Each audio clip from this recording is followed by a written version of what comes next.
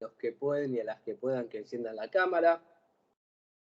Esto no es solamente en beneficio mío, sino también en beneficio de ustedes, ya que la motivación que ustedes me dan se va a reflejar en la clase seguramente, y esto es en beneficio de ustedes. Bueno, vamos a continuar viendo hoy el Poder Judicial de la Nación o el Poder Judicial Federal. El lunes pasado nosotros hablamos de dos de los 4 órganos que componen el Poder Judicial de la Nación. Más precisamente, hablamos de los 2 órganos que tienen atribuciones jurisdiccionales, como son la Corte Suprema de Justicia de la Nación y como son los tribunales inferiores, ¿sí? Nosotros hablamos que más allá de que haya 4 órganos, hay uno que es supremo, está por encima, en esta característica de que es un órgano jerárquico, entendiendo que la Corte, ya que el constituyente la tildó de suprema, es la cabeza del Poder Judicial, ¿sí? Y que el resto de la organización, de toda esa ingeniería infracorte, va a depender de una ley del Congreso de la Nación que va a organizar, ¿sí?, las distintas instancias y los procedimientos para acceder a la administración de justicia, ¿sí?, desde una primera instancia hasta la posibilidad de llegar al máximo tribunal, ¿sí? Estos 2 órganos, como yo decía el otro día, eran órganos históricos que estuvieron presentes, ¿sí?, desde la creación, desde nuestro Estado, ¿sí?, allá por 1853, y que en la última reforma constitucional se agregaron otros 2 órganos dentro del Poder Judicial, como son el Consejo de la Magistratura y el Jurado de Enjuiciamiento, con otras atribuciones que no son jurisdiccionales, sino que estos órganos más que nada tienen, digamos, atribuciones administrativas, ¿sí?, reglamentarias y disciplinarias, para generalizar. Después vamos a ver en el transcurso de la clase, o vamos a empezar a desmenuzar cada una de estas atribuciones de cada órgano, ¿no? Dijimos y hablamos de algunas características, ¿sí?, del poder jurisdiccional, ¿sí?, como esto de que la permanencia en cuanto a la durabilidad de cargo, que da órganos o cargos o funcionarios permanentes, ¿sí?, más allá que esa permanencia encontraba un límite o un tope en los 75 años, de acuerdo a lo que dice nuestra Constitución en el artículo 99, inciso 4, tercer párrafo, y también hicimos un adelanto pequeño que los miembros de los otros órganos no van a gozar de esta característica de permanencia, sino que van a ser funcionarios que van a ir rotando, que van a estar designados por un tiempo delimitado, ¿sí? Delimitado, ya lo veremos, no por la propia Constitución, o bien, si bien la Constitución marca ese parámetro, pero los límites temporales vamos a encontrarlo en las leyes reglamentarias, ¿sí? Hablamos de los requisitos para ser ministro de la Corte, cómo se designan a los jueces de la Corte, cómo se remueven a los jueces de la Corte.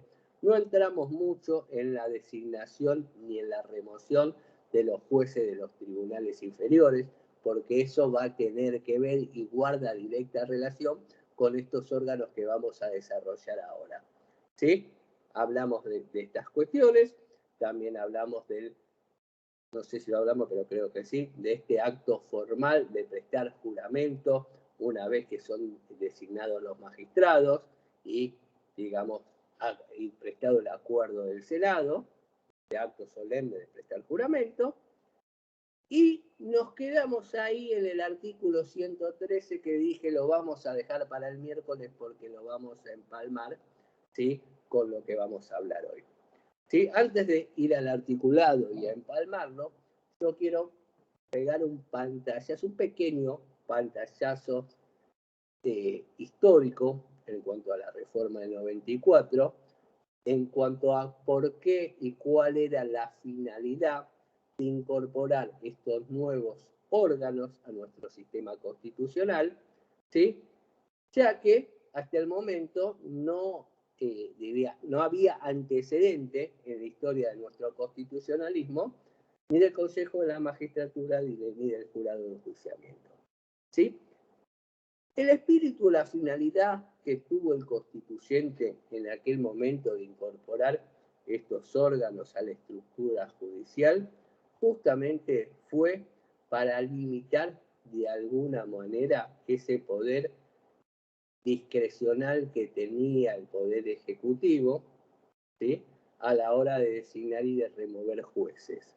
¿Sí? ¿Por qué? Porque se notaba que si bien nuestra Constitución, ¿sí?, y basada en un sistema republicano que representa el equilibrio entre los poderes, la división funcional y el control del poder, veía que en alguna parte, en algún aspecto, esto de equilibrio no era tan equilibrado, ya que el poder ejecutivo, y de acuerdo a nuestros antecedentes históricos y demás, más allá que se presenta como un poder ejecutivo atenuado, ¿sí?, en la práctica, en lo fáctico, muchas veces vemos a un hiperpresidencialismo, ¿sí?, ya sea por la facultad que tiene muchas veces de promover leyes y que contando con algunas mayorías en el Congreso las sancionan, y como hoy se escucha muchas veces como una escribanía,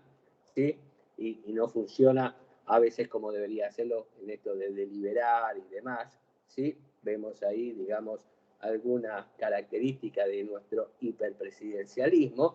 Entonces lo que se quiso acá por ahí es acotar un poquitito, ¿sí?, un poquitito, se quiso acotar el poder del Ejecutivo, ¿no? Que después terminó siendo un poquitito, tal vez.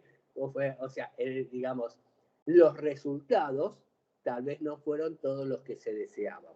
Si bien menguó un poquito algunas de estas atribuciones, sobre todo en este poder discrecional que tenía el Ejecutivo en cuanto a designar a los magistrados federales, ¿sí?, ahora solamente se quedó con la designación de los jueces de la Corte. Y acá es donde entraron estos institutos, que por ahí no fueron los más felices porque fueron importados, si quieren, de los sistemas o los mayores antecedentes en donde se fijó el constituyente, eran distintos sistemas europeos. Pero ¿qué pasa con los sistemas europeos? ¿Cuáles son los sistemas de gobierno predominantes en el viejo continente? El parlamentarismo, ¿sí?, en donde la articulación entre los distintos órganos de poder es diferente. Si bien hay una división funcional, por ahí no está tan marcada como si pasa en nuestro sistema presidencialista.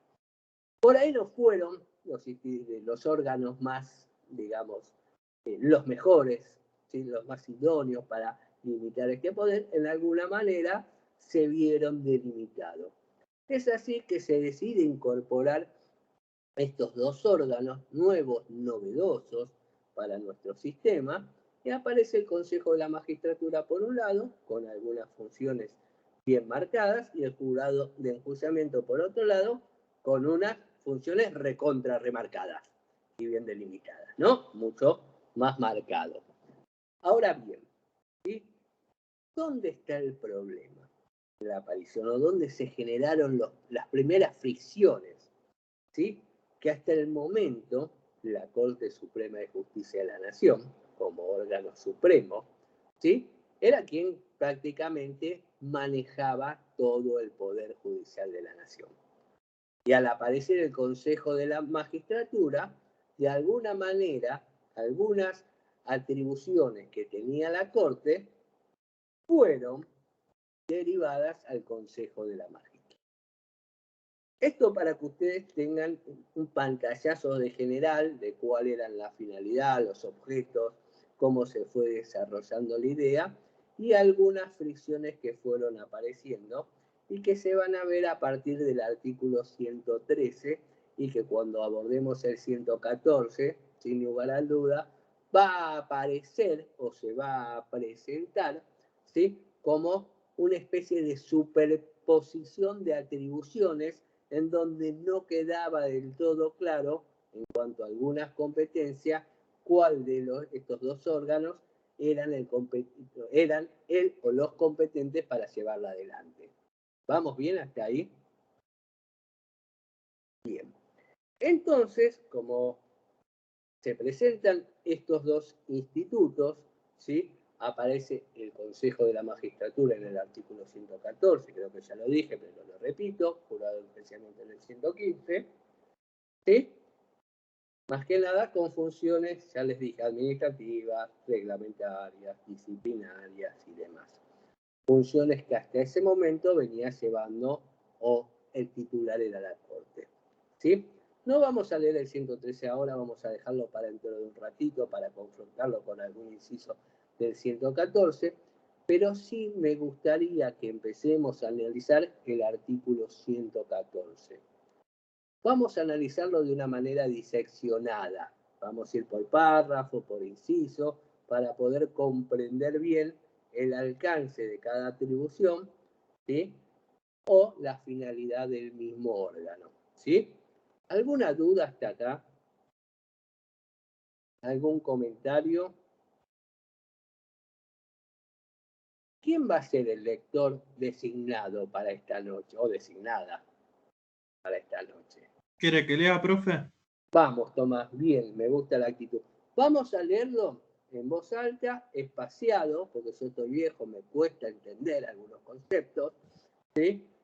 Tengo el rígido cargado, como decíamos con el doctor, y está lenta la compu, ¿sí? Vamos a leerlo despaciado y vamos a analizar el primer párrafo primero, ¿sí? Dale. Artículo 114. El Consejo de la Magistratura, regulado por una ley especial sancionada por la mayoría absoluta de la totalidad de los miembros de cada Cámara, tendrá a su cargo la selección de los magistrados y la administración del Poder Judicial. Bueno, a ver, vamos a sacar algunos conceptos primero para ir aclarando. El Consejo de la Magistratura, regulado por una ley especial, ¿de dónde surge esa ley? Del Congreso, ¿sí? Entonces sigue abonando la teoría que veníamos desarrollando el lunes pasado, que no es un poder independiente, sino que va a interactuar con el resto de los poderes, ¿sí? En cuanto a la estructura, a la organización, no a su funcionamiento, ¿sí? Y vuelvo a utilizar una misma técnica legislativa, en cuanto a reglamentación de institutos o de órganos, que se repite a lo largo de todos los institutos y órganos que se incorporan en la reforma del 94. Va a ser básicamente siempre la misma. Son leyes especiales las cuales requieren mayorías agravadas, ¿sí? En este caso, al igual que cuando nosotros vimos la iniciativa legislativa, cuando vimos la consulta popular, creo que lo habrán hablado seguramente cuando vimos la comisión bicameral permanente, y lo vamos a ver ahora también, exige una mayoría agregada, la mayoría absoluta. ¿Qué plantea esto? Que para la aprobación de esta ley reglamentaria se necesitan los votos afirmativos de los legisladores de cada Cámara de más de la mitad de los miembros. Acá poco importa el quórum. Sí, obviamente hay que llegar a un quórum para empezar a tratarlo, pero ya el cálculo de los votos afirmativos por esa ley, sí, va a importar el número de miembros que compone cada una de esas cámaras. Con lo cual, si esa ley, hasta el momento, digamos, a legislar, que se legisló, por supuesto, luego se quiere reformar, va a requerir de esa misma mayoría agravada, ¿sí? Esta ley, que hace alusión el constituyente, ¿sí? Como le dije, el Congreso lo va a tratar mediante una mayoría especial. ¿Por qué? Por la importancia que tiene, también por lo que venimos sosteniendo, que cuando se requieren estos tipos de mayorías agravadas, tiene implícito, ¿sí?, generar consensos, alianzas, ponerse de acuerdo, al tener que negociar, y que ninguna facción política que goce de mayoría temporal pueda legislar o modificar al respecto. ¿Sí? ¿Vamos bien hasta ahí? Ahora en el segundo párrafo vamos a ver que además el constituyente le agrega algunos aditamentos, ¿sí? O algunos requisitos que debe tener esa ley. Pero vamos a dejarlo para dentro de un rato. Este mismo párrafo, ¿sí? Ya va marcando algunas de las atribuciones que el constituyente le confiere, ¿sí? A este órgano, ¿sí? En cuanto a atribuciones, ¿sí? Básicamente va a marcar dos acá. Va a participar del proceso de selección de los jueces de los tribunales inferiores. Aclaro yo, acá donde dice selección, yo prefiero poner entre paréntesis preselección. Y vamos a ver por qué. ¿Sí? Pero la Constitución dice selección. Y va a administrar los recursos del Poder Judicial. ¿Sí? Acá tenemos dos funciones bien marcadas. Por un lado, en este párrafo tenemos lo que, digamos, cómo se debe sancionar la ley y algunas funciones centrales, genéricas, del Consejo de la Magistratura. Bien, ahora vamos al segundo párrafo, Tomás, y acá es donde el constituyente, escuchen bien, empieza a marcar de alguna manera la cancha al órgano Congreso a los efectos de cómo y qué debe contener esa ley que reglamente este órgano. Dale, Tomás.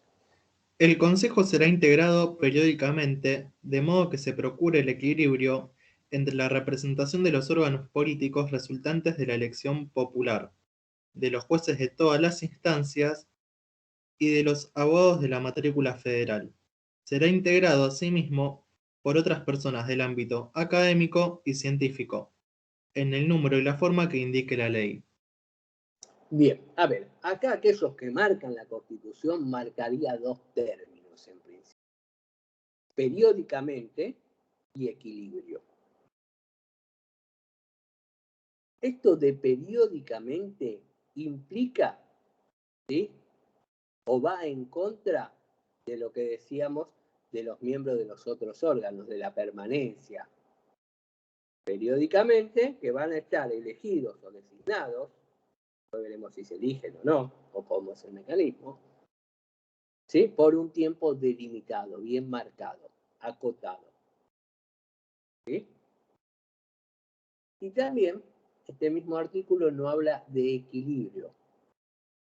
¿Equilibrio entre qué?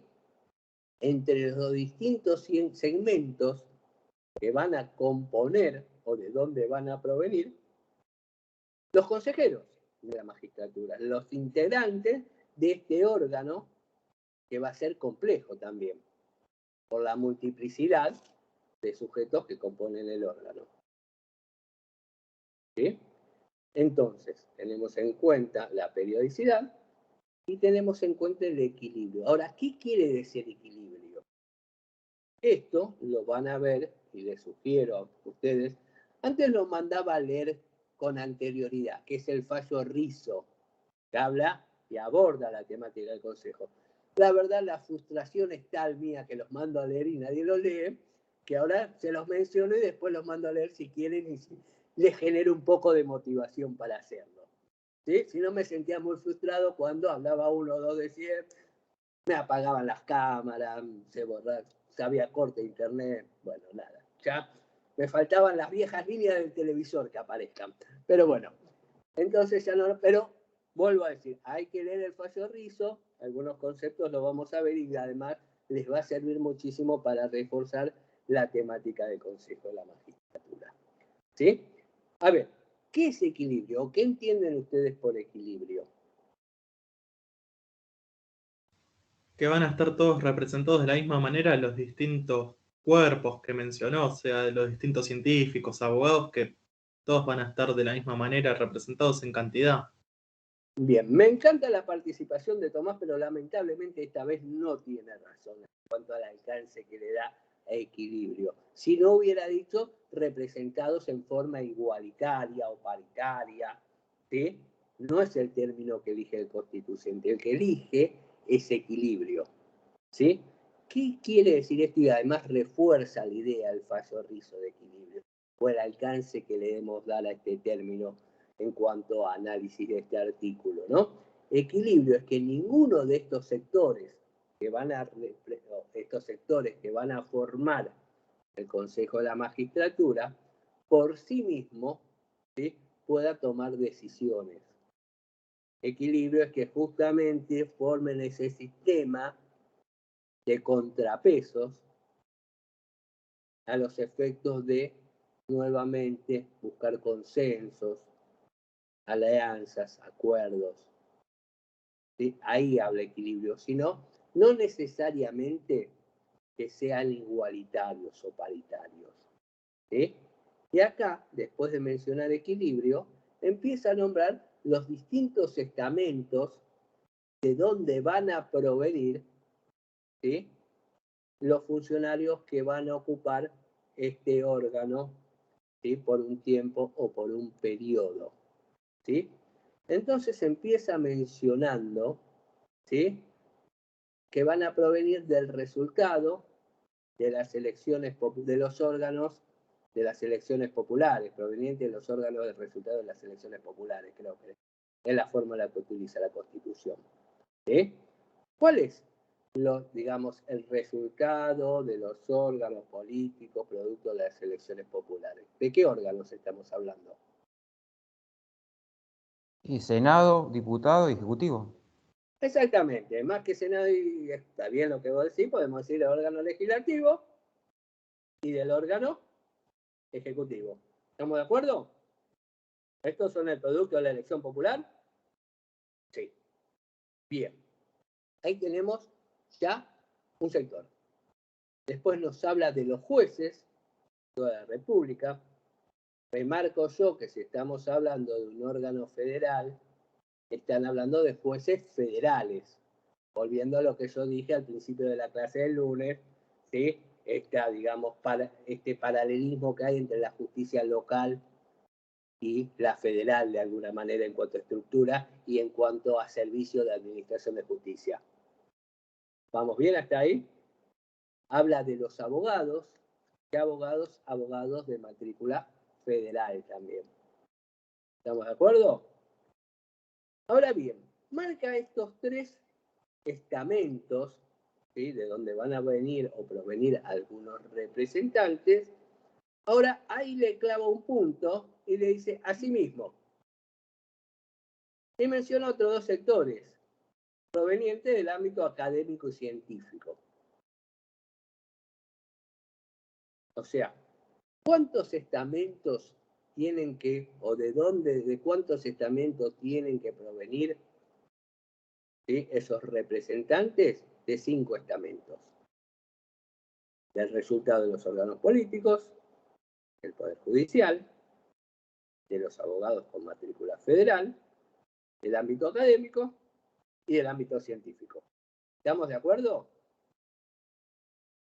Ahora parecería que el constituyente, a marcar este punto y a continuar a sí mismo, parecería que a estos dos últimos, académicos y científicos, le da, digamos, por ahí no le da un poquito menor de protagonismo. Porque si no, hubiera metido coma, coma, coma, y al último, y científico. ¿Estamos de acuerdo? Ahora bien, si bien le da menor protagonismo, el hecho de que aparezca en nuestro texto constitucional lo hace de existencia necesaria para la conformación del órgano. ¿Podría, sí, no estar alguno de estos nichos o la representación de alguno de estos nichos? Desde la doctrina diremos que no. Ahora, después, en un ratito lo pondremos en tensión seguramente.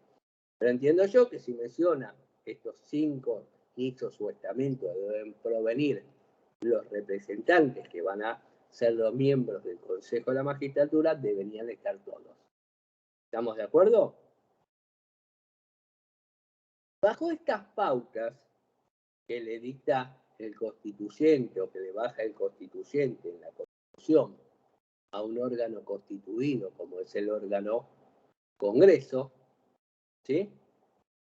Fue el resultado de la primera ley que reglamenta el Consejo de la Magistratura, ¿sí? Primera ley que luego fue modificada.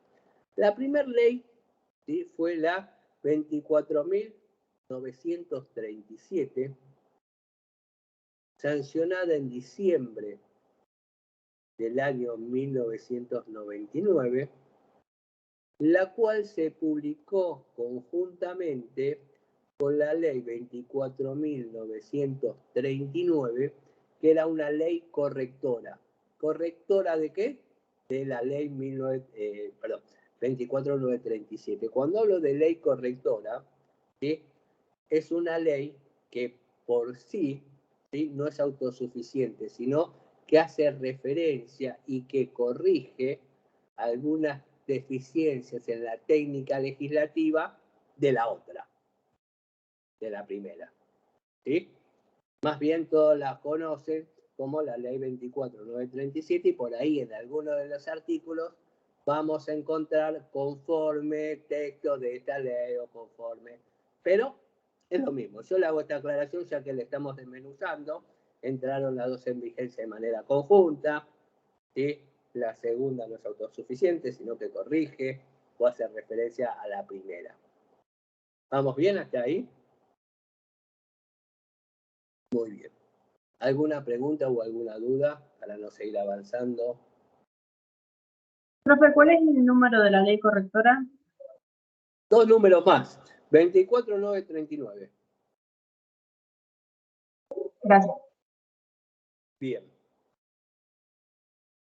Se sanciona esta ley, entra en vigencia, ¿sí? Y mediante esta ley se sanciona justamente esto que yo les venía comentando a ustedes, en cómo se iba a componer en cuanto a cantidad de miembros en equilibrio, y que deberían ser de estos 5 estamentos. Aquel primer consejo de la magistratura, ¿sí?, estaba compuesto por 20 miembros,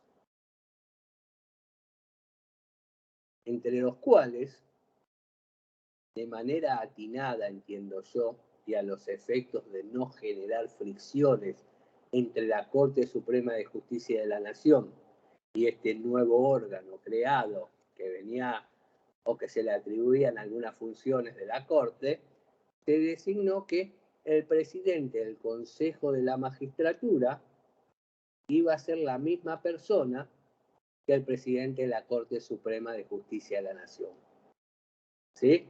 Con lo cual, esta doble presidencia en una misma persona, ¿sí?, armonizaba de alguna manera, calmaba, ¿sí?, esta desviación de atribuciones y hasta en algún punto alguna superposición de atribuciones. ¿Sí?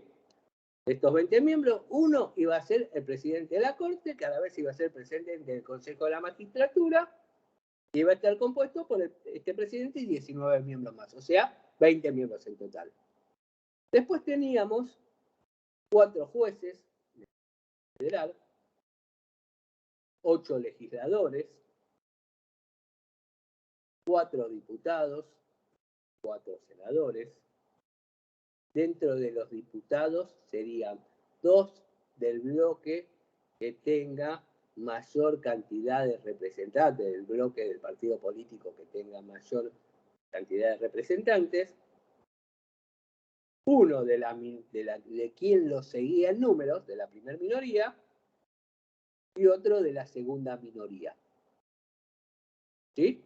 Y la misma fórmula se aplicaba para los senadores. 4, 2 por la mayoría, 1 por la primera minoría y otro por la segunda minoría.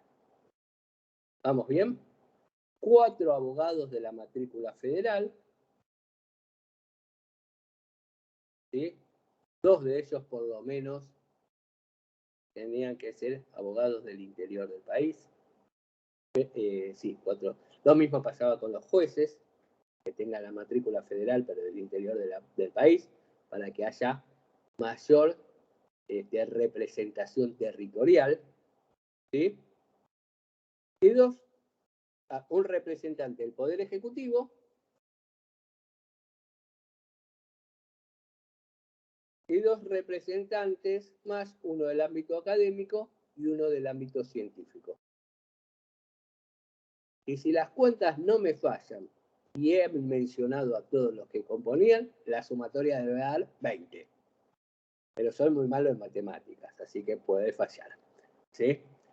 No porque fallen los números, sino porque me olvidé algún estamento, pero me parece que los dije todos, ¿sí? Bien. Esta misma ley, ¿sí?, que ya les voy anticipando, en esta misma ley conjuntamente se reglamentaba el jurado de enjuiciamiento, que no lo voy a abordar por ahora, ¿sí? También decía cuál era el funcionamiento del Consejo de la Magistratura, ¿sí?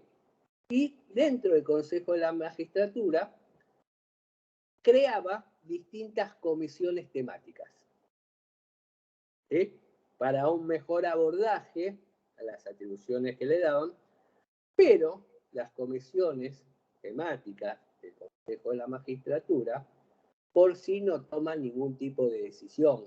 A lo sumo dictarán dictámenes, ¿sí?, a los efectos que el plenario del Consejo decida sobre las decisiones que deben adoptar, ¿sí? No me voy a meter ahora con estas comisiones porque lo vamos a hacer dentro de un ratito, ¿sí? Más que mal, ¿sí?, con todos, digamos, los inconvenientes que pueden generar un órgano nuevo, esto que a veces uno no sabe cómo, digamos, llevar adelante las atribuciones, las funciones, el Consejo medianamente empezó a tomar, ¿sí?, sus primeras decisiones en el marco constitucional y legal, ¿sí?, hasta allá por el año 2006, ¿sí?, a iniciativa de la presidenta de la Comisión de Asuntos Constitucionales del Senado, la doctora Cristina Fernández, en ese momento Cristina Fernández de Kirchner, comenzaron con un proyecto de reforma de esta ley 24937, ¿sí?, y uno de los, digamos, principales motivos por la cual se pedía esta reforma, ¿sí?, era que porque debido a la gran cantidad de miembros, muchas veces era difícil tomar decisiones, generar consensos, ponerse de acuerdo, ¿sí? Este proyecto de ley prosperó, terminó convirtiéndose en ley en el 2006. La ley es la 26.080, ¿sí?, que en lo sustancial de esta ley, ¿sí?, esto por ahí es lo que apuntamos un poquito nosotros, baja el número de miembros de 20 a 13 miembros. O sea, a partir del 2006, ¿sí?, si bien estaban estos estamentos, el Consejo quedó de alguna manera compuesto de otra forma, ¿sí? A partir del 2006 se compone por 3 jueces federales, uno de ellos de primera instancia, uno de Cámara y uno del interior del país. Está ahí bien, ¿sí? Podemos decir está bien. En el segmento o estamento del producto de la elección popular, ¿sí?, bajaron el número de 8 legisladores a 6. 3 diputados y 3 senadores. 2 diputados por los que tengan el partido político que tenga la mayor cantidad de miembros en esa Cámara, y uno por el que le sigue, por la primer minoría. Erradicaron la segunda minoría, ¿sí?, acá. Y la misma fórmula se repite para la Cámara de Senadores. 2 por la mayoría y 1 porque el que la sigue. Ahí tenemos 6. Mantiene al representante del Poder Ejecutivo, ¿sí? El número de abogados lo bajan de 4 abogados a la mitad, 2 abogados, uno con domicilio real en el interior del país. Y el número de los académicos y científicos lo bajan a 1. Ahora bien, si volvemos al artículo 114, dice del ámbito académico y científico. No podíamos poner medio académico y medio científico, ¿no? Entonces, ¿cómo se solucionó este tema? Entendiendo que la misma persona debía tener las 2 cualidades. Ser académico, ser científico, otros requisitos como titular de una cátedra en una universidad nacional, ¿sí? Que por ahí no hacen a la cuestión. A partir de acá empiezan fuertes críticas a esta ley y la tildan de inconstitucional, ya que no representaba o no reflejaba, mejor dicho, estos 5 estamentos de los que estábamos hablando hace un rato, sino que subsumía 2 estamentos en una sola persona, ¿sí? Además, lo que se le hizo una grave crítica es si vos querías reducir, ¿sí?, en la cantidad de miembros, no me reduzcas al ámbito académico científico a la mitad, a los abogados a la mitad, ¿sí?, a los jueces en un 25% y de los órganos políticos en un 20%. Entendiendo que, por otro lado, si después cuando hablemos del proceso de designación de jueces, vamos a ver, ¿sí?, que en los órganos políticos, y sobre todo en el Senado, van a tener una influencia directa también en las tomas de decisiones. Se criticaba eso, bajame el número de legisladores sobre todo, ¿no? Que esos tienen mucha incumbencia en los procesos de formación, de designación de magistrados.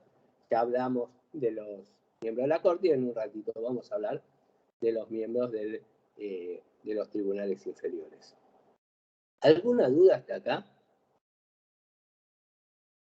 Sí, el presidente sigue siendo el mismo, 1. No, muy buena observación. Erradicaron esta posibilidad de que el presidente de la Corte sea el presidente del Consejo de la Magistratura. Esto también lo borraron con esta reforma. Lo que a partir de ahí también generó mucho ruido dentro del Poder Judicial, porque justamente la figura de la presidencia de ambos órganos en una sola persona, lo que posibilitaba era la armonización del funcionamiento entre todos los órganos. A partir de ahí comenzó una guerra fría y no tan fría entre la Corte Suprema, ¿sí?, y el Consejo de la Magistratura, ¿sí?, a ver quién podía más. Y en gran parte, ¿sí?, esto comenzó para ver quién administraba los recursos asignados por el Ejecutivo al Poder Judicial. ¿Sí? Y acá empezaron a salir una serie de acordadas, tanto del Consejo de la Magistratura como de la Corte, en donde ambos, con anclaje constitucional, se autoatribuían esta facultad. ¿Sí?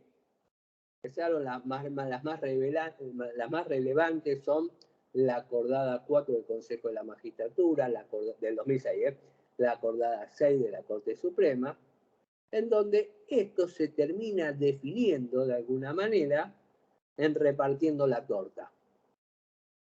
¿Sí?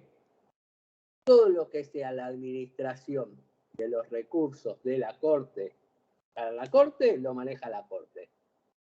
Y todo lo que no sea de Corte, lo va a manejar ¿sí? O sea, de los tribunales inferiores, el Consejo de la Magistratura. Con lo cual, medianamente, quedó calmada esa situación que era la que tantas problemáticas y colisiones traían dentro del órgano judicial. ¿Estamos bien hasta ahí? Bueno, pero esto no quedó así, si bien muchos constitucionalistas a partir del 2006 pusieron el grito en el cielo porque entendía que esta ley, la 26.080, ¿sí?, no contemplaba el equilibrio, ¿sí?, en la representación, porque entendiendo esto de equilibrio, si nosotros sumamos, ¿sí?, hay 13 miembros y tenemos 6 legisladores y 1 del Ejecutivo, ya tenemos 7 de un órgano de 6. Y esto no me parece muy equilibrado, ¿no? 7 de un solo estamento contra 6 de 4 estamentos. ¿Me siguen la idea? Agravándose esta situación, ¿sí?, el violento o la violenta exclusión de algunos de estos segmentos de académicos científicos que tenían que, en una sola persona, juntar todas estas cualidades. ¿Sí? Más allá de que esto se tildó de inconstitucional, nunca se llegó o nunca hubo una declaración formal de la inconstitucionalidad de esta norma, ¿sí?, sea porque no se juntaba la mayoría, o sea por lo que fuera, ¿sí? Esta norma siguió su derrotero normal, ¿sí?, hasta allá por el año 2013,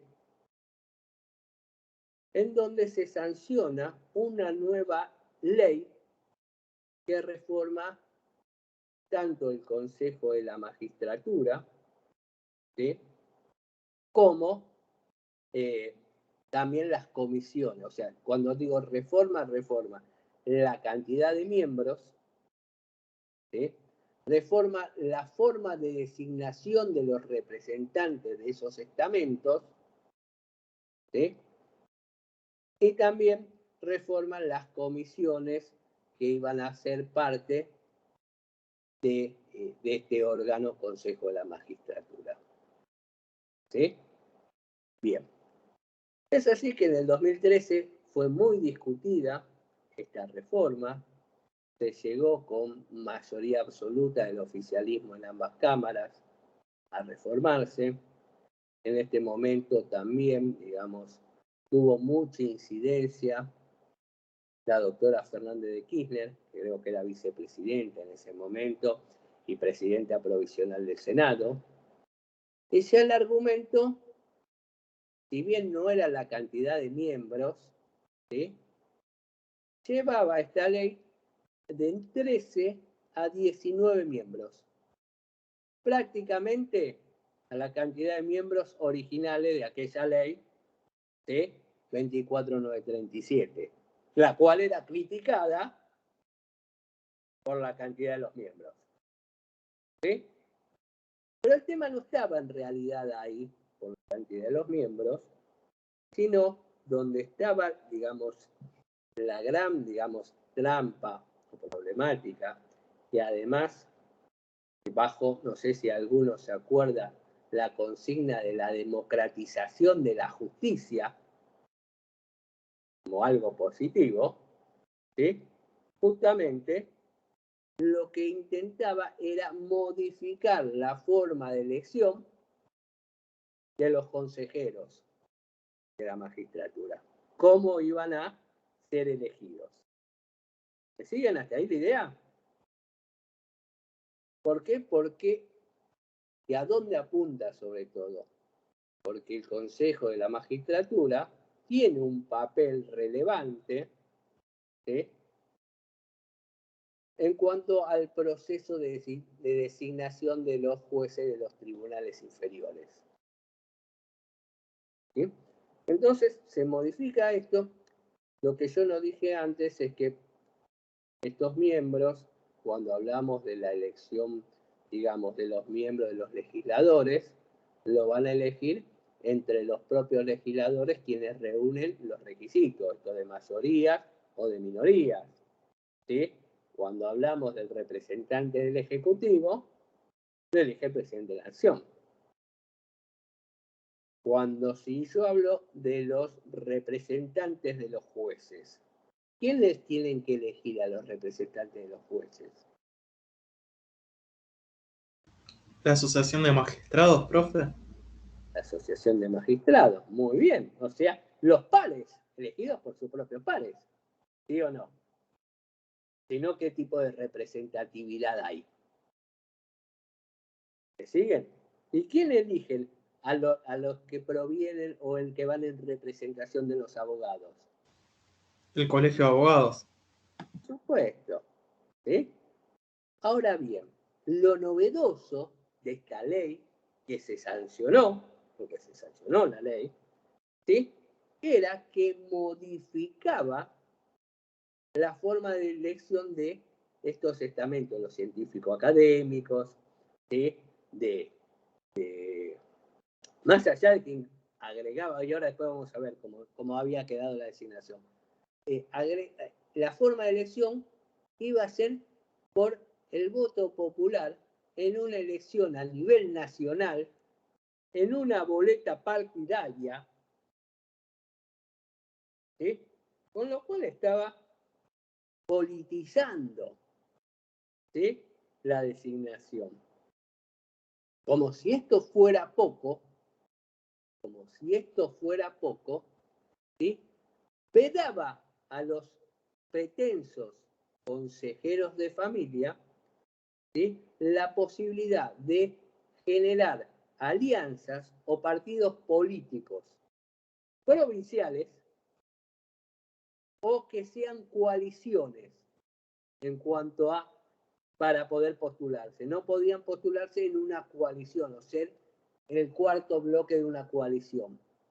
Con lo cual, ¿saben en aquel momento cuántos partidos políticos reunían los requisitos para poder proponer consejeros de la magistratura? 2, por 2. tirar un número. 2. La UCR y el justicialista. Sí, no sé si ya era justicialista o eran estas modificaciones de nombre, con una particularidad, además. La UCR, que reunía las características, en las últimas elecciones nacionales había obtenido el 3% de los votos. La peor elección histórica. ¿Entienden, no? Y a esto le vamos a agregar algunos agravantes todavía. El hecho de ir en una boleta partidaria, aquellos que van a formar parte del proceso de selección de los jueces, ¿sí? Esto significaba una afiliación política. Cuando la ley orgánica, ¿sí?, de los partidos políticos prohíbe afiliarse a los jueces. Está bien, no iban a ser jueces, pero iban a ser quienes eligen a los jueces. Era todo muy confuso, me parece, ¿no? Perdón, profe, antes de avanzar con la confusión en sí general, algo muy chiquito que me quedó. Dijimos que la representación de los abogados era a través del colegio de abogados. Yo conozco los colegios de abogados de acuerdo a cada departamento judicial. Hay también un colegio de abogados federal. Bien, está muy bien lo que vos estás diciendo y me sirve para aclarar, porque tal vez tuve un cierro ahí, ¿sí? En realidad, los colegios de abogados a nivel local quedan afuera, ¿sí? Si no, van a ser todas las cámaras que reúnen las matrículas federales de los abogados, y acá no iban a ser elegidos, no había una votación, sino iban a ser por sorteo entre todos los abogados de la matrícula federal. ¿Sí? Iban a poner todos en un policiero, no sé cuál era el mecanismo, pero iban a ser por sorteos. ¿sí? Pero igualmente iban a provenir, ¿sí?, del propio estamento abogados federales. ¿Sí? ¿Estamos de acuerdo? Ahora bien, escuchen esto cómo quedó, según esta ley, la 26.855, conformada el Consejo de Magistratura. 3 jueces, igual que la 26.080. ¿Sí? 3 abogados. Tuvieron un abogado. Bien, perfecto. 6 legisladores mantuvieron lo mismo. ¿Sí? 1 del Poder Ejecutivo tuvieron lo mismo. ¿Y dónde se vio el gran incremento? En los académicos y científicos. ¿Sí? Lo quintuplicaron. De 1 se fue a 6. Sextuplicaron. Ahora, ¿quién iba a terminar eligiendo a estos consejeros provenientes de los ámbitos académicos y científicos? El pueblo, mediante la elección popular, teniendo en cuenta lo que yo vengo diciendo, ¿sí?, que muchas veces cuando nosotros vamos a votar, no tenemos la cultura del corte de boleta. Votamos al presidente en las elecciones presidenciales y por lo general votamos la boleta completa. O sea, el que gane la presidencia de la nación, en este caso seguramente se iba a llevar el órgano Congreso y de alguna manera iba a tener una participación directa en el Poder Judicial de la nación. Se llevaba el combo completo. Y vuelvo a insistir, además no había la posibilidad de pluralidad en cuanto a oferta electoral para el Consejo de la Magistratura. 2 partidos reunidos. El radicalismo en su peor etapa desde su fundación y el oficialismo fuertísimo. Fuertísimo, que había, digamos, más allá de todas las observaciones que se habían hecho a ese proyecto de ley, terminó convirtiendo el proyecto en ley.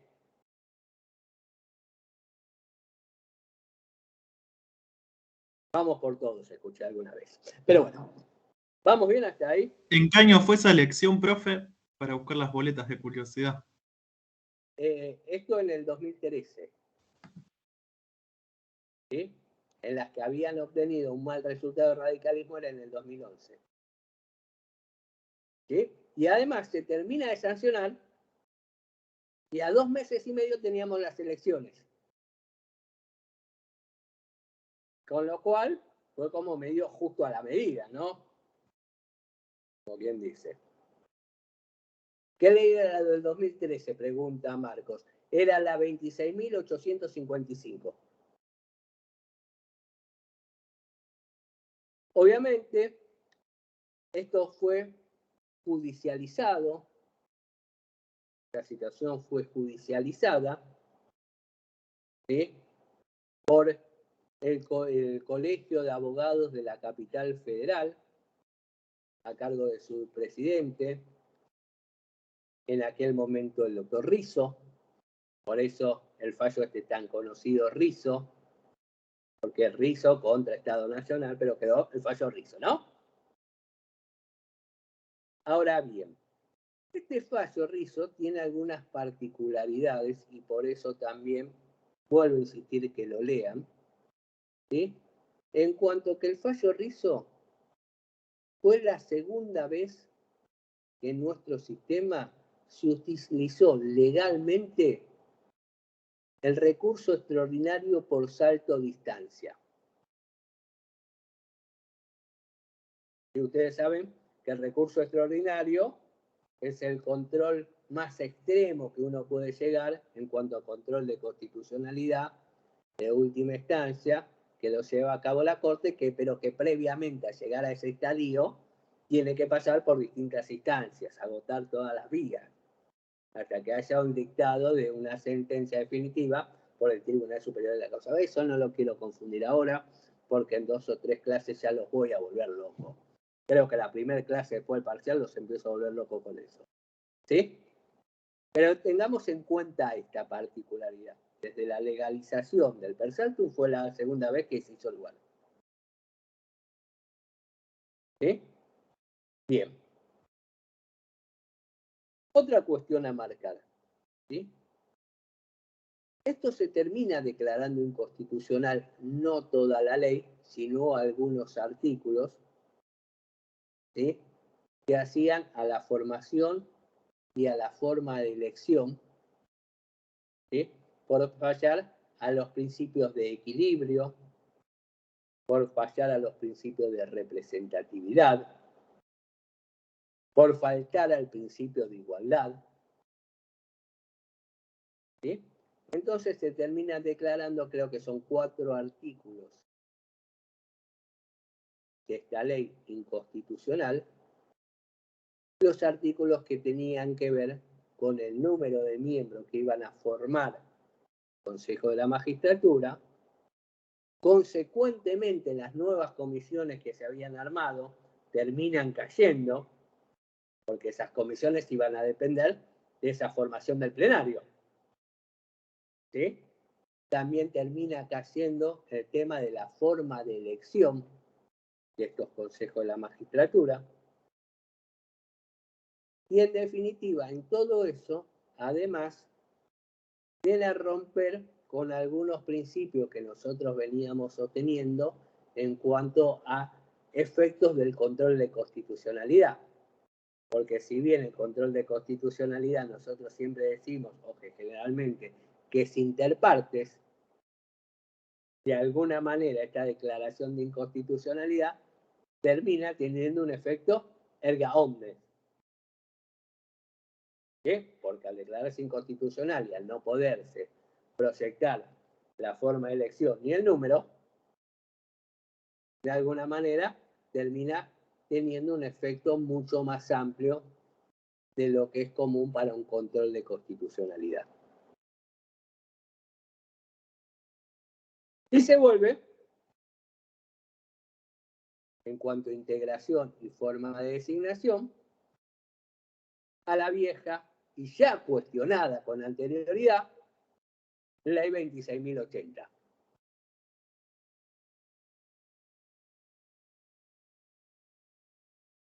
Ley que seguimos sosteniendo que en algunos aspectos sigue siendo inconstitucional, tal vez no tanto como la 26.855, pero bueno, que por ahora el legislador no ha hecho nada al respecto. Obviamente que necesita una mayoría agravada para modificar esto, ¿no? ¿Vamos bien hasta ahí? Entonces, hoy en día, el Consejo de la Magistratura está integrado por 13 miembros y dentro de esos 13 miembros funcionan 4 comisiones temáticas. La Comisión Temática de Selección de Magistrados y Escuela Jurídica, la Comisión de Administración Financiera, la Comisión Disciplinaria y de Acusación y la Comisión de Reglamentación y de Organismos Auxiliares que al efecto se creen.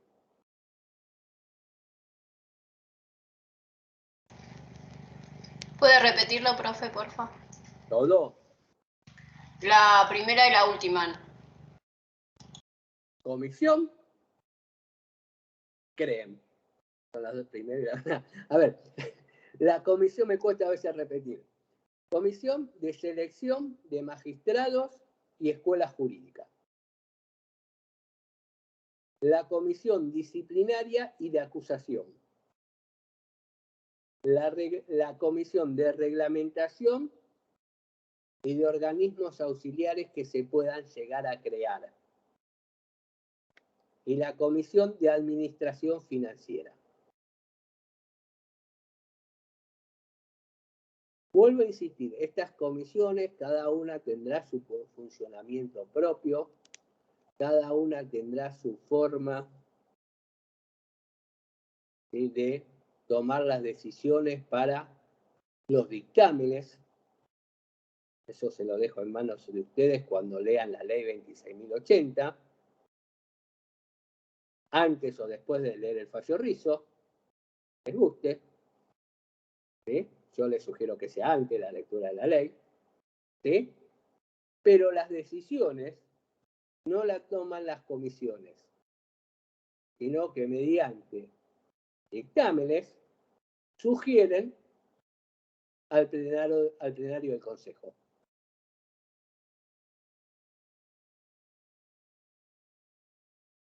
¿Estamos?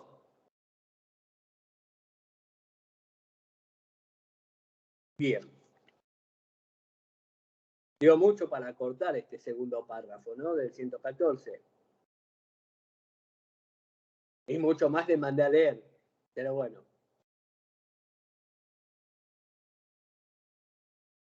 ¿Alguna duda, comentario, observación?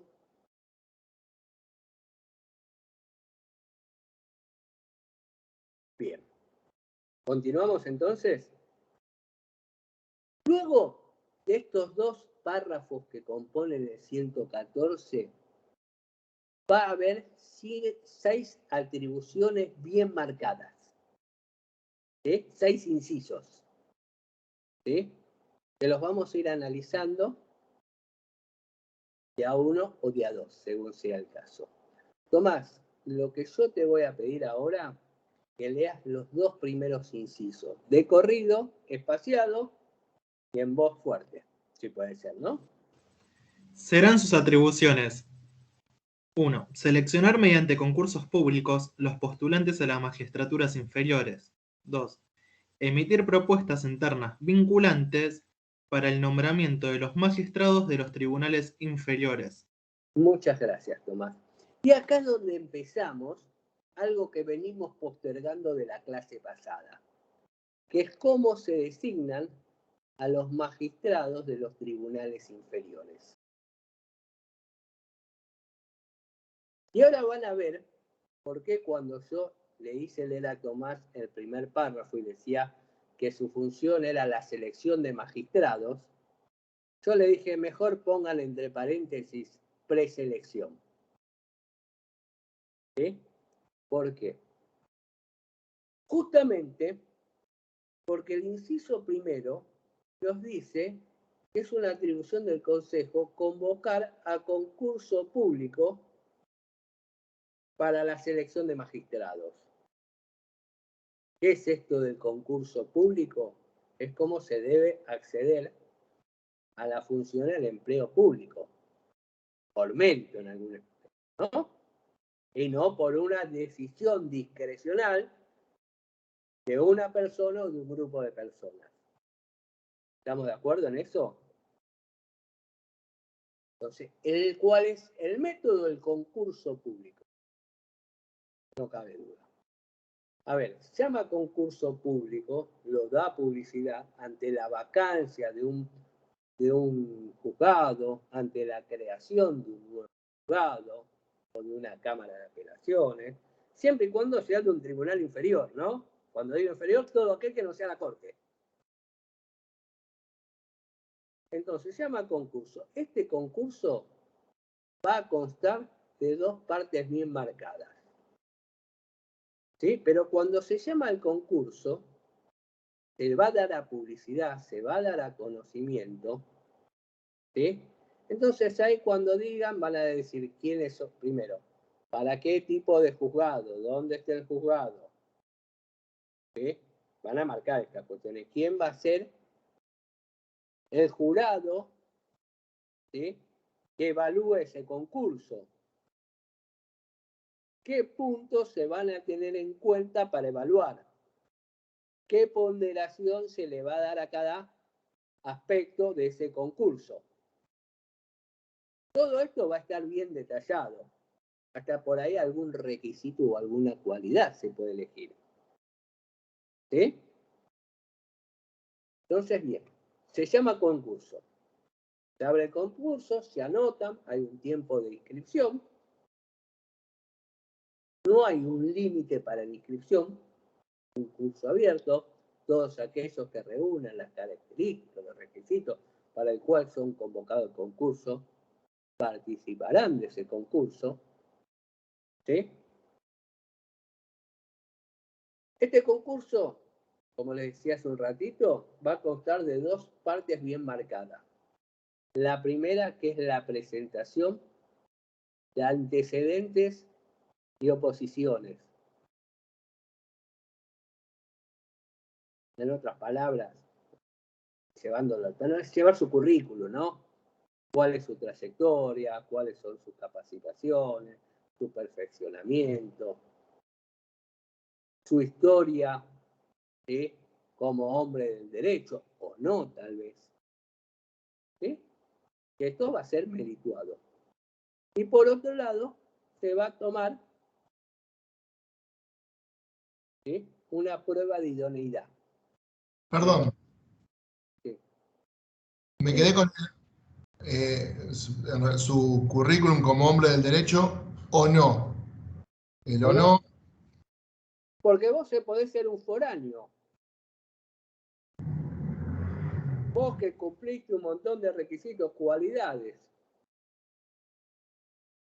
El doctor Bottini, que es un experto en la materia del derecho, por ahí no tiene antecedentes judiciales, pero por ahí reúne muchas cualidades que sí lo permiten. Ah, dentro del mundillo como ejerciendo la profesión se refiere. Exactamente. O no, podés venir de afuera. A ver, obviamente que en la ponderación de estos antecedentes, ¿sí?, por ahí le darán una evaluación, una predominancia a aquellos que vienen del Poder Judicial o que han hecho carrera judicial, ya sea de un lado o del otro lado del mostrador, pero esto no te impide a que otras personas que no lo han hecho se puedan postular y hasta tal vez ser más idóneos. Lo que pasa es que la clave va a estar en cómo se va a ponderar, ¿sí?, cada uno de los aspectos de estos antecedentes que vos tengas. Por ahí le va. También tendrá que ver, ¿sí?, con las expertices que tengas, ¿sí?, con las capacitaciones que puedas haber tomado, ¿sí?, con las especializaciones. Por ahí podés tener 20.000 especializaciones en materia de derecho al trabajo, pero se está concursando para un juzgado civil y comercial. ¿Entendés? Se va a tener, y todo esto, digamos, en los pliegos del concurso se va a dar a conocer, porque vos que vas a concursar, de antemano tenés derecho de saber todo para la mayor transparencia posible en ese concurso. ¿Estamos? No, por ahora viene transparente. Por ahora viene transparente. Tal vez en un ratito, ¿sí?, se empieza a turbar, ¿sí? Siempre hay apellidos cercanos después. Por ahora sí. Por ahora viene transparente. ¿Sí? Bien. Esto en cuanto a lo que hace al primer inciso. Profe, ¿sí?, una pregunta. Usted dijo antecedentes y oposiciones. ¿A qué se refiere con oposiciones? No, a ver, técnicamente se llama oposiciones, pero es esto, presentar el currículo, ¿no? Es esto técnicamente. Se llama así, pero es llevar todo el historial, ¿sí?, que hace a la idoneidad para tu postulación.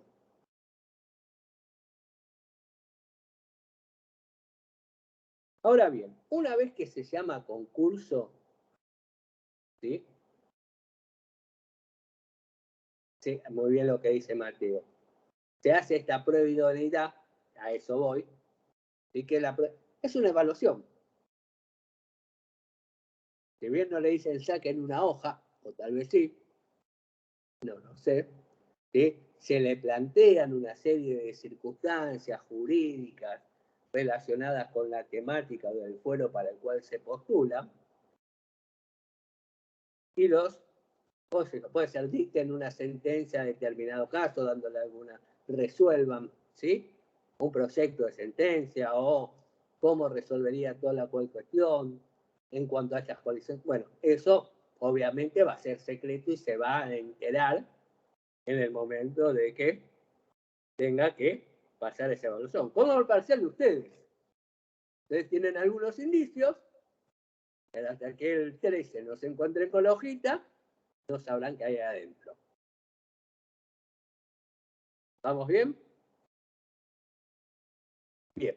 Una vez que se complete ese concurso, se evaluarán los resultados de cada uno de los postulantes y el Consejo de la Magistratura debe, ¿sí?, darle o sacar de ahí una terna vinculante que deberá presentársela al Ejecutivo. Terna vinculante. Marquen esto, vinculante. Y ahora vamos a pelear un ratito. Profe, ¿puede repetir cómo dijo? ¿A dónde va la terna vinculante? Se la debe presentar al Poder Ejecutivo. Después de la preselección del concurso. La preselección. A ver, de todo este concurso saldrán los 3 mejores calificados de acuerdo a los parámetros que preestablezca el Consejo. ¿Sí? Entonces, le tendrá que elevar al Ejecutivo esa terna, con una orden de prioridad de acuerdo a los resultados que obtuvieron en ese concurso. ¿Estamos? Muchas gracias, profe. Ahora, yo nos dije hace un rato, me pareció a mí, que la idea del Consejo era quitarle un poco el poder discrecional al Ejecutivo.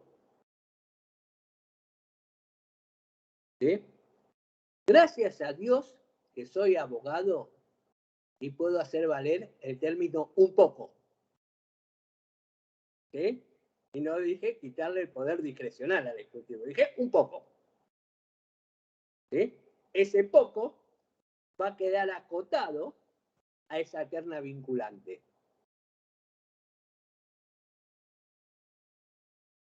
¿Vamos hasta ahí? Entre los cuales el presidente de la Nación podrá elegir uno de esos 3. ¿Utilizo bien el verbo acá, podrá?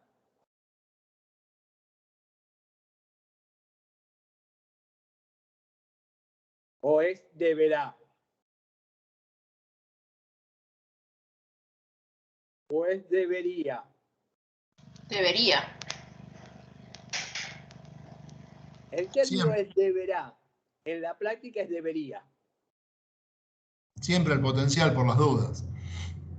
A ver, si es vinculante, ¿qué entienden ustedes por vinculante? Obligatoriedad. Sí. Entre los 3. A ver, no le hice elegir al primero, elegí alguno de los 3. ¿Sí? Con una resolución motivada, fundada. Obviamente que si elijo al primero va a ser muy sencillo. Opto por este porque es el mejor calificado de acuerdo al concurso público. Si elige al segundo tendrá que meter algún fundamento un poquito más sólido. Y si elijo al tercero, mucho más sólido.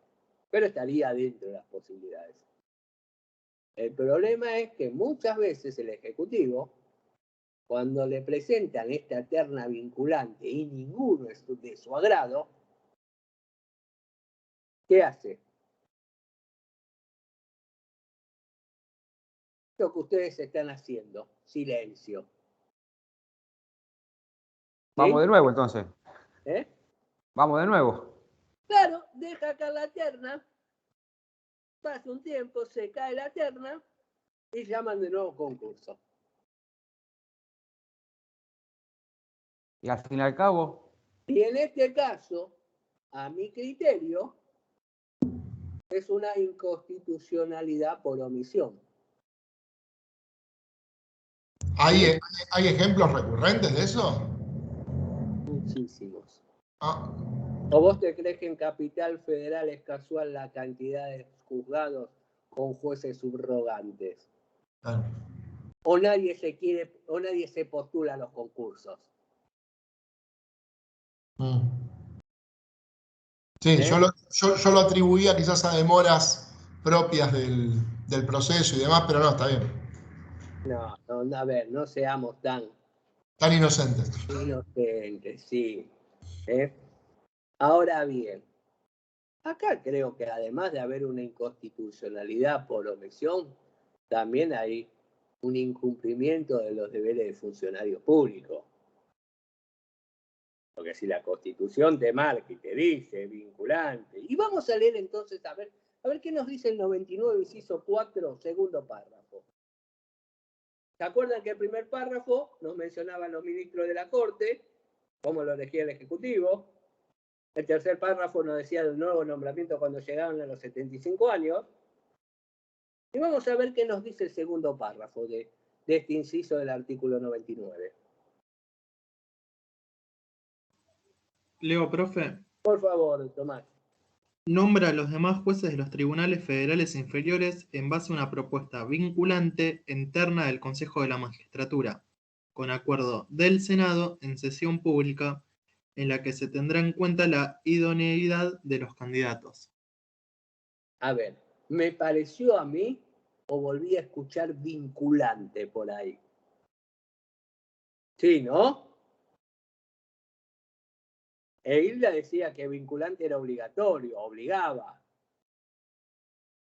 Creo que lo decía Hilda, si no me equivoco. Por ahí me equivoco, ¿no?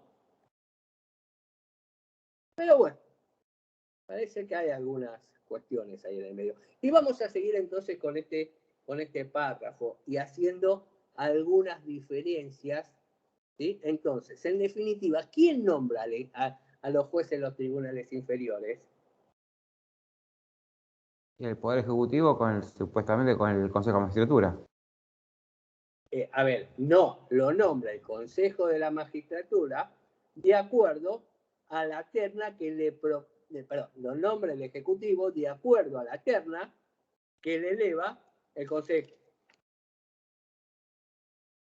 ¿Sí? Con acuerdo del Senado. Con acuerdo del Senado. Y ahora vamos a la parte del acuerdo del Senado. Y acá es donde vamos a marcar algunas diferencias respecto a ese acuerdo que tiene que prestar para los miembros de la Corte Suprema. ¿Sí? Sí. Perdón, se cortó. Entonces, los nombra el Poder Ejecutivo de acorde a lo que presenta el Consejo de la Magistratura de lo que salió del concurso. Claro, lo nombra y después, el Ejecutivo en base a esa terna que le eleva el Consejo, terna que va a salir del concurso público.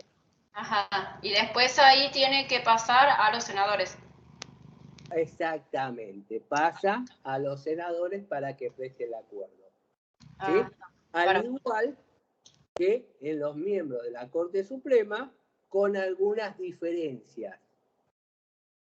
¿Sí? Primer similitud. Esa audiencia debe ser pública. ¿Sí? Audiencia pública en donde el Senado juzgará la idoneidad.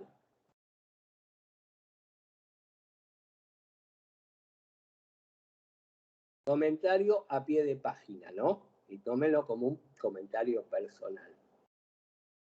¿Son los senadores quienes son los funcionarios idóneos para juzgar la idoneidad de esta designación en base a una...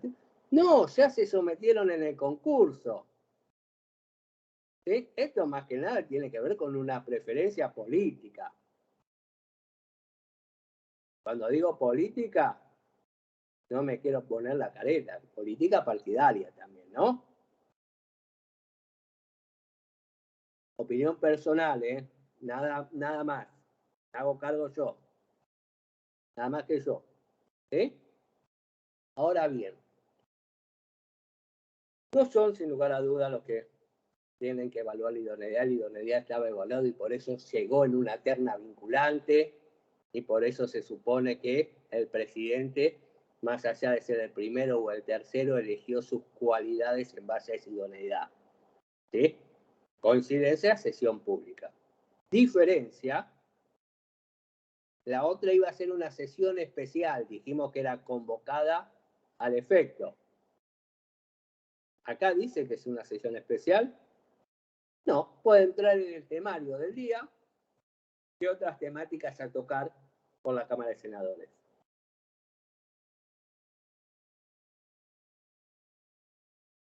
Otra diferencia claramente marcada. Este acuerdo del Senado requiere de alguna mayoría específica, ¿nos dice algo? Entonces, si no hay una mayoría específica, ¿cuál rige? El principio general de la toma de un órgano colegiado, de una toma de decisión de un órgano colegiado. En este caso, Cámara de Senadores. ¿Cuál es esta pauta general?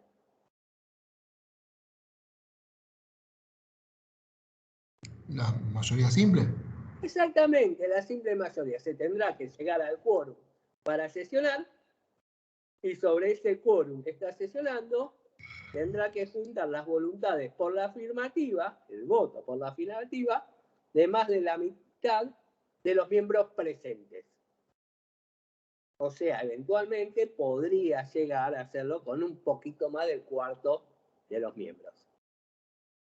Esto va a depender de la cantidad de personas, de senadores, que presten el quórum.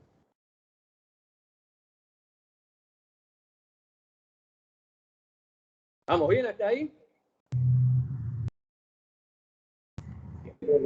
Sí, profe. ¿Una pregunta? ¿Avanzamos entonces?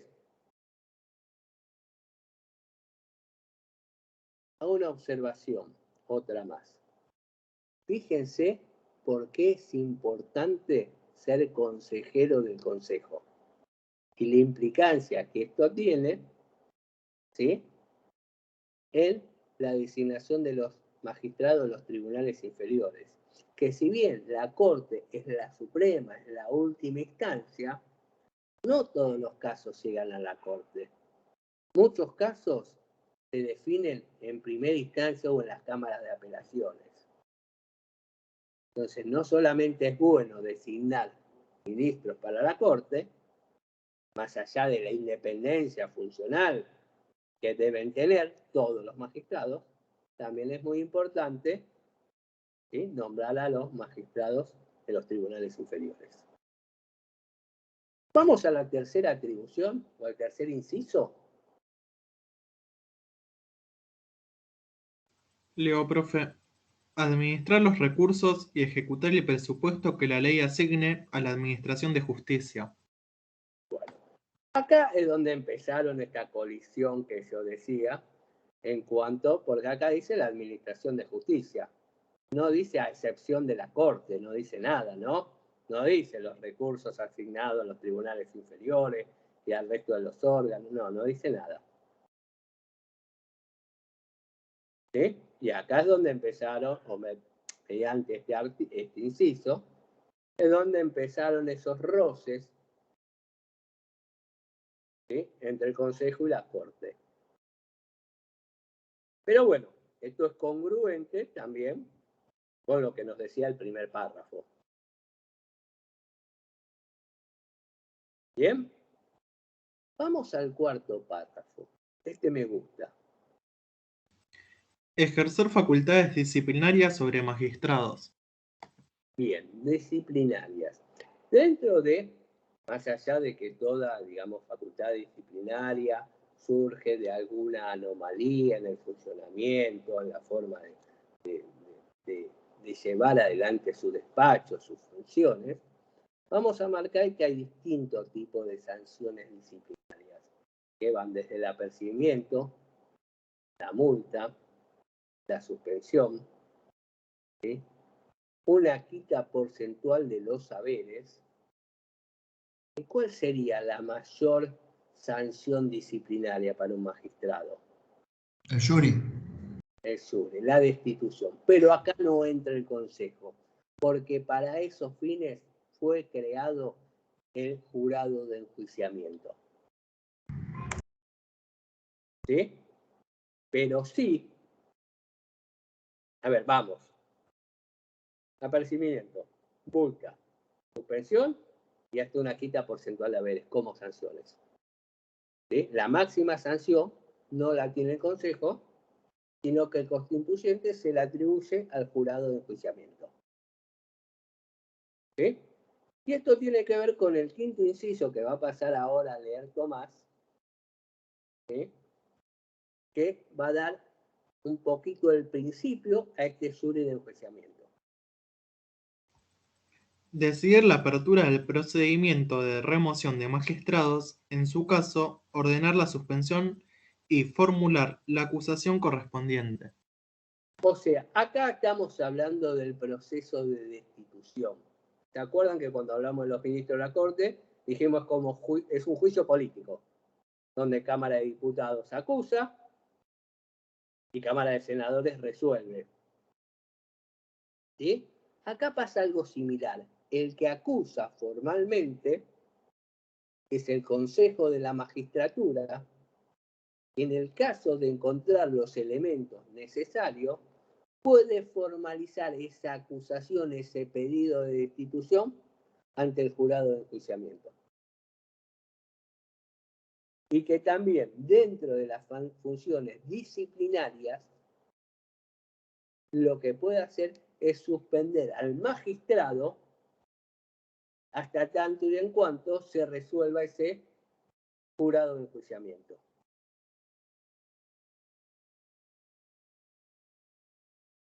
¿Estamos? Esto no lo voy a desarrollar a mucho porque lo voy a desarrollar en un ratito cuando abordemos el jury, procedimiento y todas estas cuestiones del jury. Las sentencias firmadas por un juez suspendido tienen carácter de cosa juzgada, claramente.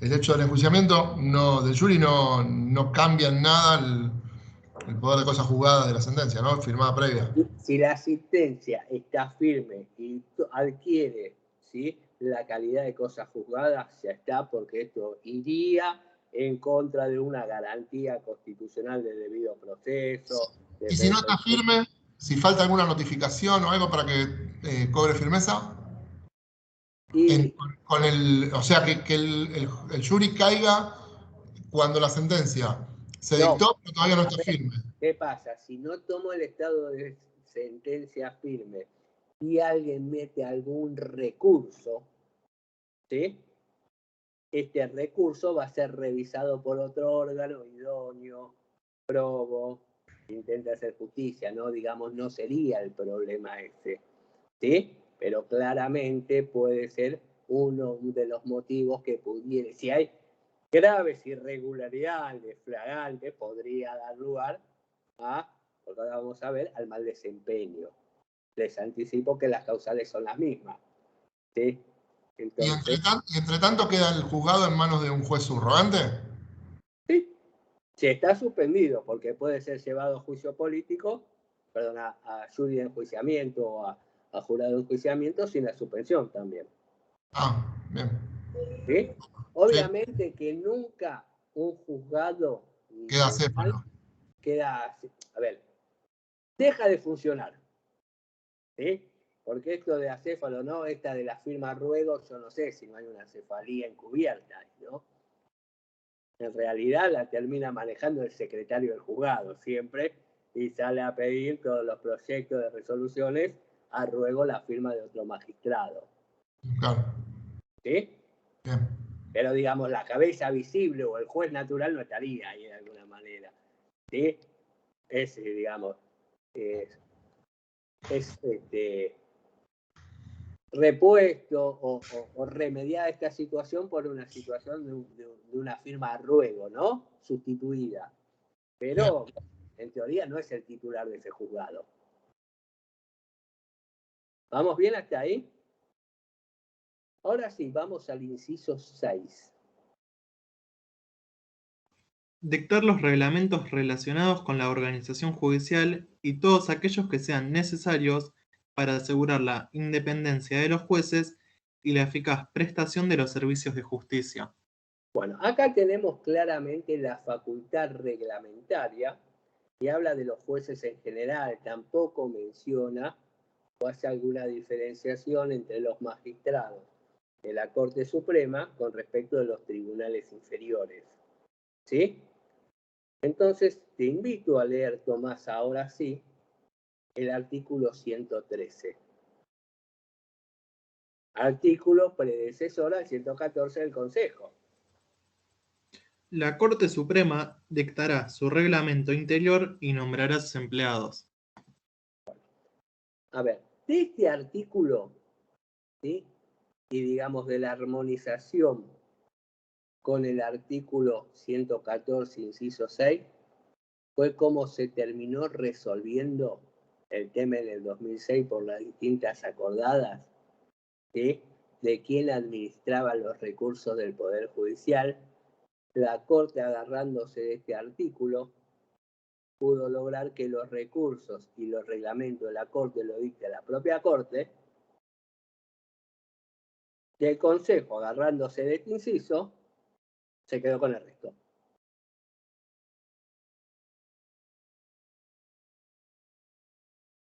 ¿Se entiende? Esto que yo decía que empezó a generar algún tipo de chispazos entre estos dos órganos.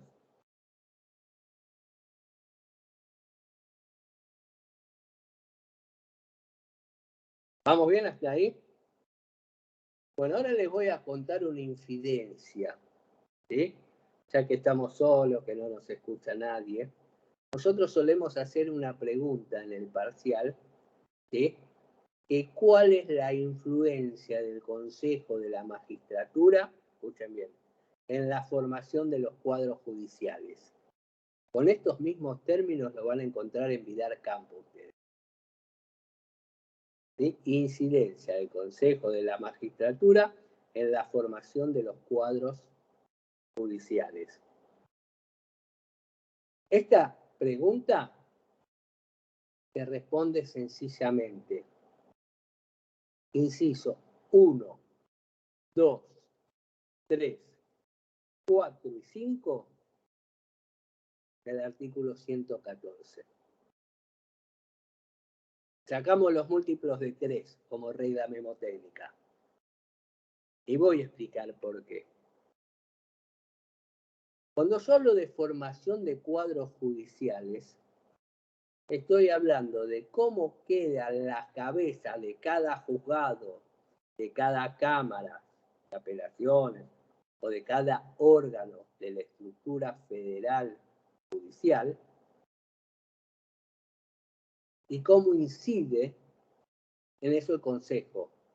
Incide porque llama a concurso y porque saca la terma vinculante. Incide porque sanciona o disciplina a los magistrados. Incide porque también puede dar lugar al inicio de un proceso de destitución de un magistrado. Entonces, si nosotros vemos la incidencia, la importancia del Consejo de la Magistratura a la hora de ver cómo quedan armados los cuadros judiciales, lo vamos a encontrar en esos incisos. Por eso también es tan importante el Consejo de la Magistratura. ¿Sí? Por eso también muchas veces quieren avanzar sobre el Consejo o quieren formar parte del Consejo de la Magistratura. ¿Se entiende? Bueno, con esto vamos a cerrar Consejo de la Magistratura. ¿Sí? Si tienen algún comentario o observación, hablen ahora o hablen dentro de un rato, porque no lo voy a dejar sin respuesta si lo hacen después. ¿Sí? Pero para ir cerrando este tema, me gustaría, si alguien tiene alguna duda o comentario, observación, lo hagamos ahora, y si no, avanzamos en un ratito. Ale. Bien. ¿No? ¿No hay duda? ¿No hay consultas? ¿Inquietudes? Bueno, entonces, si le parece... Ahí, profe, déme un minuto que ahí... Profe. Mariana le pregunta. Profe. Sí. Se llama concurso, ganan 3. Se presenta esa terna vinculante al Poder Ejecutivo, elige uno y ahí necesita el acuerdo del Senado. Si no tiene el acuerdo del Senado, ¿qué pasa? Se cae y se lleva nuevamente a un nuevo concurso. Perfecto. Pero esto que vos estás planteando, políticamente, es mucho más correcto, ¿sí?, que el silencio del Ejecutivo. Porque el acuerdo del Senado no tiene que ser automático. Ahí es sujeto a elección, a decisión de esto, ¿no? Sí, sí. O sea, ahí estaría bien. Yo ahí no pondría demasiada objeción. ¿Sí? Sí, la objeción la pongo cuando el Ejecutivo hace silencio porque no le gustó ninguno de los 3 más idóneos.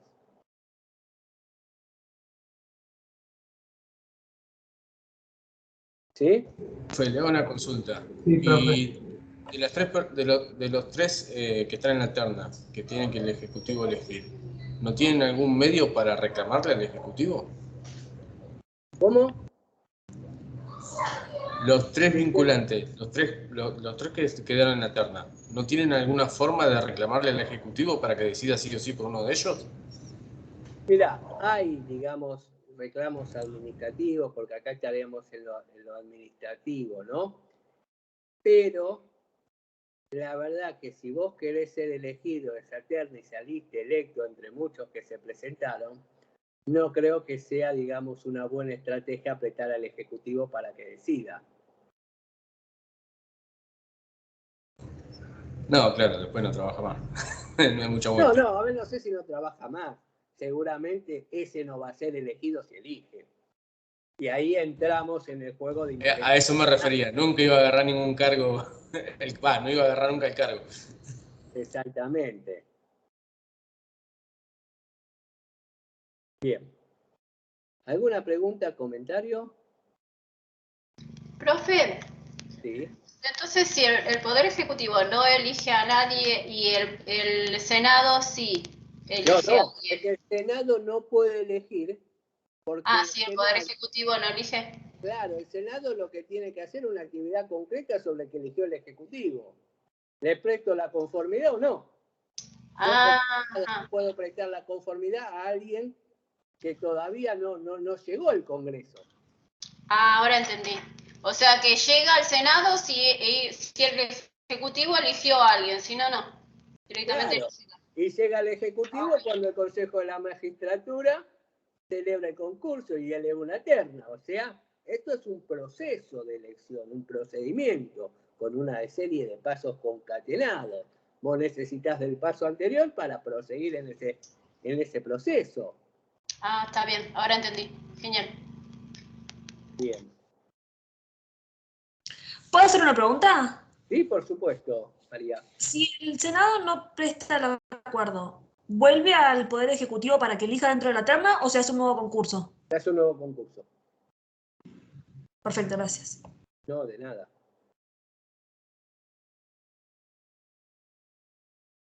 Bueno, ¿qué les parece si nos tomamos un pequeño break de 15 minutos, recargamos las pilas? ¿Sí? Yo voy a cortar la grabación en este momento. Recuérdenme, ¿sí? Recuérdenme, por favor, de volver a